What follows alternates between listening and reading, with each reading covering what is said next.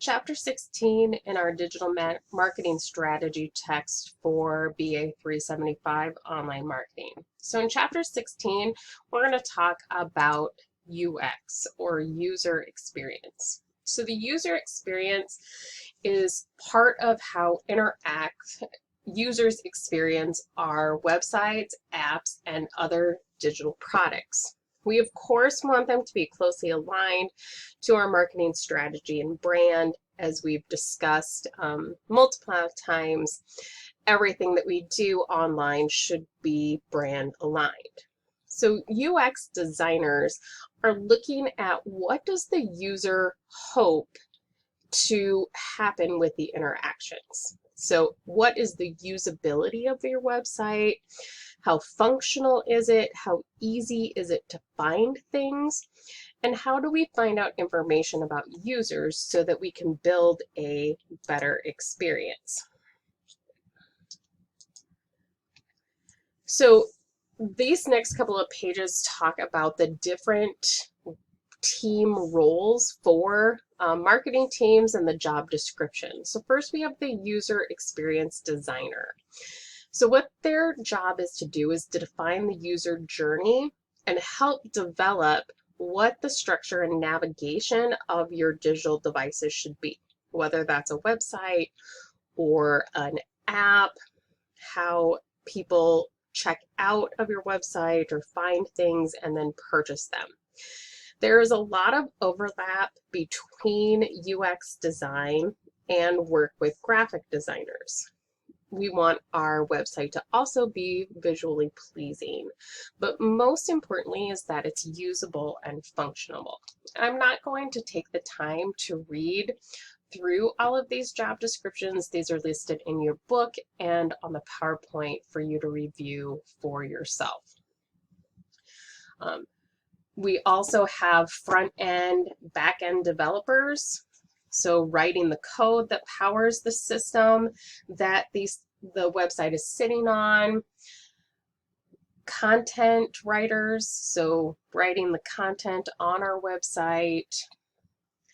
Then we have analysts who review and research, and then our marketing specialists. And sometimes a lot of these jobs overlap, especially on small teams, where your team might not have the ability to have all of these different roles that are talked about. And instead, your team has maybe 5 people that are filling a variety of these roles. When we talk about context, we need to know that our context is important because we have a variety of devices available to us. We have a lot of things that are available to us that take our time and attention, but we know that digital is becoming a primary channel across many areas of life. In fact, the book asks, when was the last time that you spent 100% of your time focused on something? That you didn't have, that you sat in front of the TV or a movie, that your cell phone wasn't out in your hand at any given time. So when's the last time that you weren't doing 2 or more tasks? So one of the things that we have to understand is why, where, and when users interact with our business. Because we need that information to provide them with the best experience with our content. Why did they come to our website? What are they looking for? Are they using a laptop, a desktop? Are they on a mobile device? What should their screen look like? What's the size of their screen? How do we change for their screens? So we should make UX as friendly as possible. Different tools that we can use to do research for our UX design. And UX is just for user experience. So a heat map. A heat map is a tool that shows where users moved and hovered their mouse on their site. So where they spent more time on your website or where their mouse spent more time, that's going to be a darker space in a heat map. You can see how they move around your site and where they go. Usability testing. So this is allowing users to use and test your product and then inform you of any challenges they have and give you suggestions for improvement. Eyeball tracking is used to track where users are looking on a page in order to know where to direct their eyes. Multivariate and split A/B testing. We've talked about A/B testing in multiple chapters.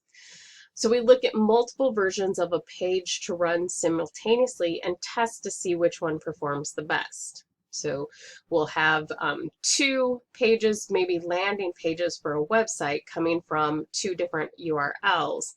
We'll put them both out there and then we'll see how the traffic behaves on those 2 different pages. And then web analytics. So the Google Analytics that inform things like our bounce rate, what page customers landed on our website, if they went to a second or third page, what page they were on when they left, how long they spent on a page. All of that different information is research that we collect in order to start prepping to design for UX. Then we need to decide what we're looking for. Are we looking for tactical or technical? So are we looking just for good interaction design with our main conversion to be sales? We just want people to get to our website, find their product, and check out. And we're not really trying to do psychological branding or get them to spend a lot of time on our website, just long enough to convert.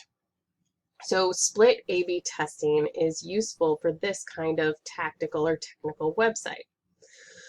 Or are we looking for strategic or human interaction? So then we want insight and brand analysis. We really want to make sure that our UX is matching our brand values and that we're finding a way to convey that on our website.